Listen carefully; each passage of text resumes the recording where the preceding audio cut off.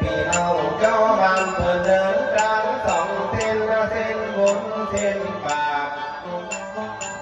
ที่พ่อก็ได้หาพาดาว่าบ้านใจเพื่อทำบุญไม่ได้มาพังแบบนี้ขอบคุณหลายๆเด้อเจ้าฟังหลายสีมากันที่คนใจดีใจรังอันว่าตัวบุญตัวบาปก็เหมือนกัน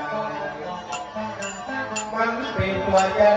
กันกระสมพรน้องแก้วเป็นผู้เป็นเดียวอย่าเสียวเอาเมตตา